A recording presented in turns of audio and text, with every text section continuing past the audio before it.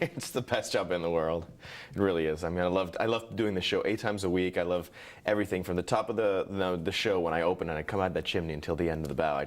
I have the best time. I love it. And this is a show that I'd be hard pressed to find an audience or a kid or even a grown up who doesn't know Mary Poppins. Yes. That's got to be pretty magical. Yeah, it's great. It's really great. And it's funny because people have these they think the show is either a revival or it's the movie on stage. It's actually a perfect blend of the books and the movie. So you have new stories and new songs that are added to the movie, and you have your favorite songs from the movie. So it's a new experience for everyone. Now that's something I didn't realize, because I remembered certain parts from the movie, but then I thought to myself, well, this is new. I didn't realize. Yeah. This is hip. This is cool, and it translates to audiences today. Oh, exactly. It's very current. You know, people think, oh, it's a dated show, you know, set in the late 1800s or early 1900s, and it's not going to relate. But it's about the story of a banker, George Banks, who's afraid of losing his job, and this Mary Poppins, the nanny, comes and fixes everything up. So it's really current in this financial climate that we live in right now. 100 years later. Exactly, you know, who would have thought? Can you walk us through a little bit about the preparation that you take as an actor in playing Bert, playing such an iconic and well-known role? Well, you know, the director really wants us to not try to imitate Dick Van Dyke, or you know, he wants to be true to the character, but as well bring part of yourself in the character. So it's very unique and it's very yourself. You're not trying to copy somebody else. So the preparation was, you know, the rehearsal process on Broadway when we first did it was, you know, 5 weeks in a rehearsal hall, and then we brought it to the theater, and then for 10 days we had a technical rehearsal. So we had the sets, the costumes, the scenery, the lights, everything, and then we opened in front of an audience before, and for 4 weeks we had preview where things were being changed and fixed and blah blah blah, and then we finally opened and the show was set. So when I came in and now playing Bert, sort of the same process. I had my rehearsals up by my own for a couple weeks, and then I joined the cast, and boom, I was on stage that night. And Bert, like many of the other characters, goes through a transformation, if you will. Yes.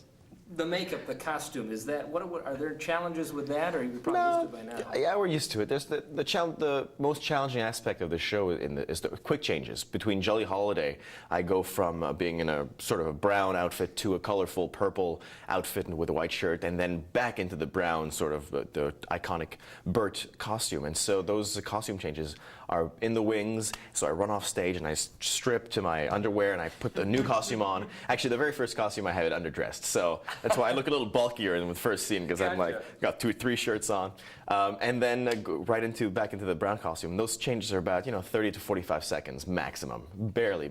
So I run on stage. There's dressers there ready to help me, put me in, have my shoes on, and then I run literally like as I'm putting my scarf on. I put the hat and I'm running back on the stage to make your next mark. To make exactly. Then in the second act we have the amazing number. Yeah. The Step in Time number, which was the coolest scene in the movie from what I remember as a kid. Oh yeah. Bringing that to life on the stage.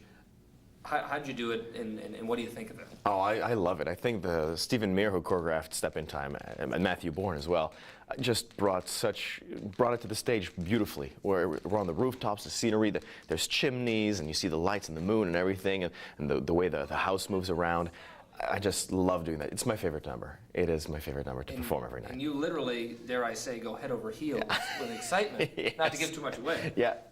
Exactly. That's awesome. I'm not going to say it. You have to come see the show. There you have to come see the show. There's a magical thing that happens then. Well, the whole, from front to beginning, this whole show, with the effects and the reaction, especially from the little kids. Oh yeah. Yeah, even the adults, like I hear, I start doing my magical thing in Step in Time, and I hear, whoa, and the kids start looking up. It's really cool. And the adults, everybody's like, whoa.